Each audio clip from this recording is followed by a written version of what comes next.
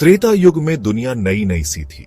धर्म को मतलब सच्चाई के रास्ते को प्रोटेक्शन की जरूरत थी। अच्छाई और बुराई की बड़ी बड़ी ताकतें एक्टिव थीं। कभी कभी देवी शक्ति को नए रूपों में प्रकट होना पड़ता था। ये वैसा ही एक समय था। पूरे ब्रह्मांड में एक हल्का सा बदलाव महसूस हुआ। एक नई शक्ति जन्म लेने वाली थी। ये शक्ति बहुत सी आत्माओं को रास्ता दिखाएगी। इसका मकसद था दुनिया का संतुलन बनाए रखना। हवा में भी जैसे इस देवी के आने का इंतजार था, एक उम्मीद की किरण की तरह। 3 महान देवियां एक साथ आईं। वो थी महालक्ष्मी, जो सब तरह की प्रॉस्पेरिटी और फॉर्च्यून देती है। वो अपने साथ दुनिया के लिए पालन पोषण और भलाई की एनर्जी लेकर आईं। फिर आई महासरस्वती, जो प्योर नॉलेज और विजडम का रूप है। उनके होने से समझ और क्रिएटिव आर्ट्स का रास्ता रोशन हो गया। और आखिर में महाकाली, बुराई को खत्म करने वाली फियर्स और पावरफुल देवी, वो भी आ गईं। वो देवी शक्ति का वो रूप थी जो किसी के काबू में नहीं आता, सब कुछ बदल देता है और तुरंत एक्शन लेता है। उन तीनों का एक साथ होना बहुत फॉर्मिडेबल था, जैसे ब्रह्मांड की 3 कॉस्मिक ताकतें मिल गई हों। उनकी कंबाइंड शक्ति से, उनकी डिवाइन एनर्जी से एक नई शक्ति बनी। वो एक छोटी बच्ची थी, बहुत रेडिएंट और प्योर। उसकी आंखों में एक एंशिएंट रोशनी थी। शुरू में इस बच्ची का नाम त्रिकुटा रखा गया। बाद में वो वैष्णवी के नाम से जानी गई। उनका जन्म एक बहुत प्रोफाउंड पर्पस के लिए हुआ था। उनकी किस्मत में लिखा था कि वो बड़ी तपस्या करेंगी। उनका एग्जिस्टेंस ही डिवाइन शक्तियों की यूनिटी का सबूत था। उनमें तीनों देवियों के क्वालिटीज थे, वेल्थ, विजडम और स्ट्रेंथ, जो उनमें परफेक्टली मिले हुए थे। वैष्णवी कोई ऑर्डिनरी बच्ची नहीं थी। जन्म से ही उनमें बहुत ज्यादा स्पिरिचुअल पावर थी। उनका मन अपने आप डिवाइन की तरफ लगता था। वो कॉम्प्लेक्स स्पिरिचुअल सच भी आसानी से समझ जाती थी। देवियों ने अपना एसेंस उनमें डाल दिया था। वो अच्छे लोगों के लिए उम्मीद की एक किरण थी। उनकी डेस्टिनी में गहरी मेडिटेशन करना लिखा था। इस मेडिटेशन से पूरी दुनिया का भला होना था। वो डिवाइन माताओं की कलेक्टिव इच्छा का मैनिफेस्टेशन थी, जिन्हें धरती पर एक स्पेसिफिक सीक्रेट मिशन के लिए भेजा गया था। जैसे जैसे वैष्णवी बड़ी हुई, उन्हें भगवान विष्णु के एवटार्स के बारे में पता चला।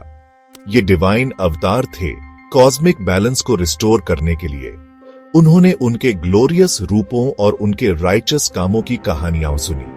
भगवान राम की कहानी ने उनके दिल को पार्टिकुलरली छू लिया। राम त्रेता युग में विष्णु के अवतार थे। वो धर्मा और वर्च्यू की मिसाल थे। उनकी लाइफ सही कंडक्ट का एक लेसन थी। वैष्णवी को उनकी तरफ एक जबरदस्त स्पिरिचुअल खिंचाव महसूस हुआ। उन्होंने उन्हें सुप्रीम, वो अल्टीमेट रियलिटी माना, जिसे वो खोज रही थी। भगवान राम के लिए उनकी डिवोशन सब कुछ बन गई। वो उन्हें सिर्फ एक किंग या हीरो की तरह नहीं देखती थी। उनके लिए राम परम पुरुष थे, सुप्रीम बीइंग। वो उनसे जुड़ना चाहती थी, अपनी कॉन्शियसनेस को उनकी चेतना में मिला देना चाहती थी। ये कोई वर्ल्डली इच्छा नहीं थी मैरिज की, कॉमन सेंस वाली। ये एक प्रोफाउंड स्पिरिचुअल चाहत थी। उनका दिल इस डिवाइन यूनियन को पाने के लिए सेट हो चुका था। उनका मानना था कि इंटेंस तपस्या ही इसका पाथ है। ये पैथ उन्हें प्यूरिफाई करेगा और ऐसे सीक्रेट गोल के लायक बनाएगा।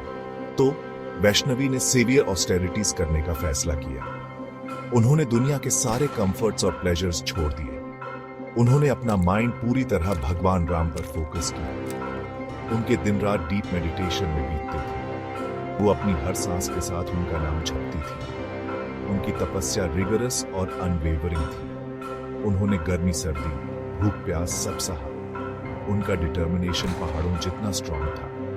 इस इंटेंस स्पिरिचुअल प्रैक्टिस से इमेंस एनर्जी निकलने लगी, जिससे सेलेस्टियल बीइंग्स का अटेंशन उनकी तरफ गया। उनकी डिवोशन की इंटेंसिटी एक्स्ट्रॉर्डिनरी थी। आशी मुनि भी उनके स्पिरिचुअल डिसिप्लिन को देखकर हैरान थे। इवन देवताओं ने भी उनकी अनवेवरिंग तपस्या को नोटिस किया। उन्होंने अपने लिए कुछ नहीं मांगा, ना कोई पावर का रूम, ना रिचुअल्स। उनकी ओनली डिजायर थी भगवान राम को पाना। उनके लिए उनका लाइफ प्योर और सेल्फलेस था। ये प्योर डिवोशन पावरफुल फोर्स था। इससे स्पिरिचुअल दुनिया में रिपल्स मच गए। उनका फोकस फोकस सिंगुलर था, उनका रिजॉल्व अनशेकेबल था, जो डिवाइन लव की पावर का सबूत था। अपने एग्जाइल के दौरान भगवान राम कई फॉरेस्ट्स से गुजरे। वो अपनी बिलवेड वाइफ सीता को सर्च कर रहे थे।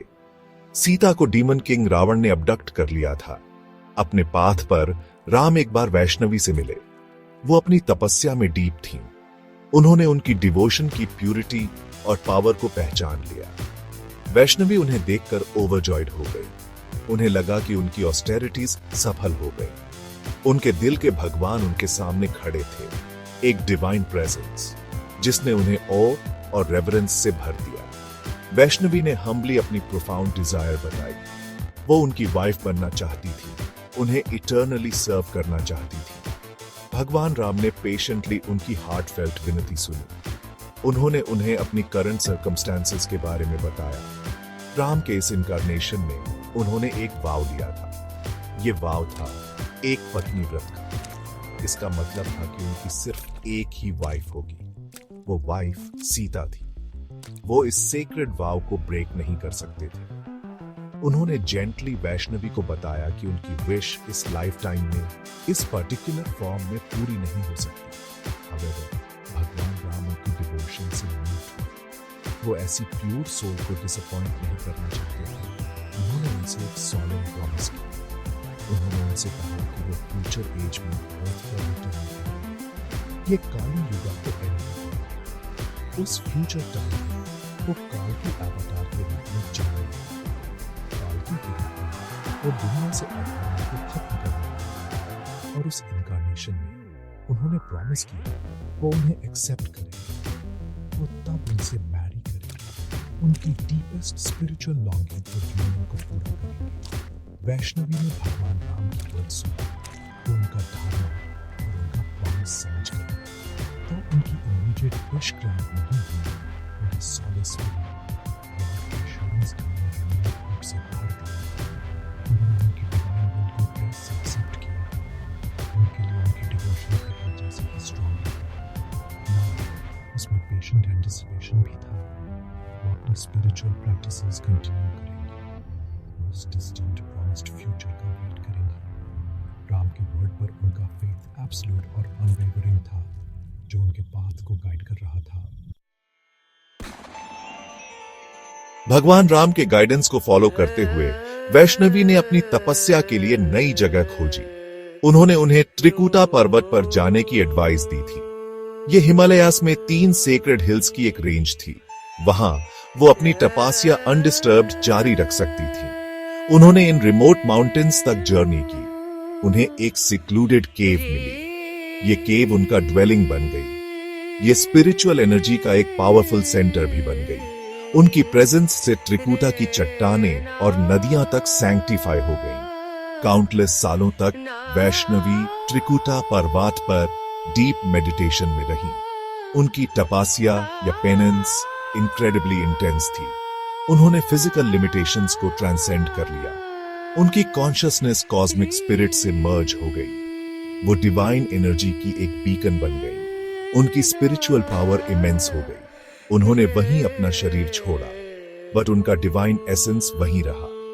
वो मदर गॉडेस का एक मैनिफेस्टेशन बन गई। वो वहां उन सब की रक्षा करने और ब्लेस करने के लिए थी जो उनकी रेफ्यूज में आते थे।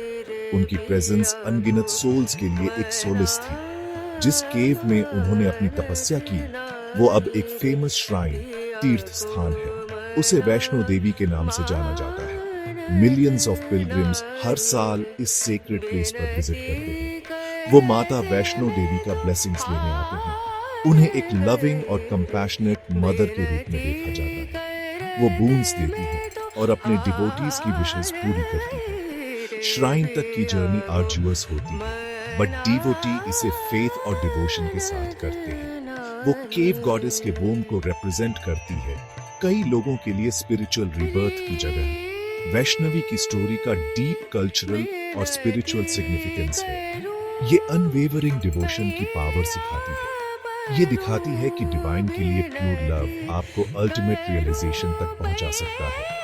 त्रिकुटा पर्वत पर उनकी तपस्या स्पिरिचुअल परसिवियरेंस का सिंबल है।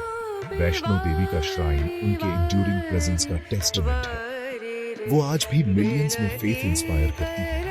उनकी स्टोरी हमें याद दिलाती है कि divine feminine immense power, compassion और ग्रेस का सोर्स है, जो हमेशा अपने चिल्ड्रन पर नजर रखती है।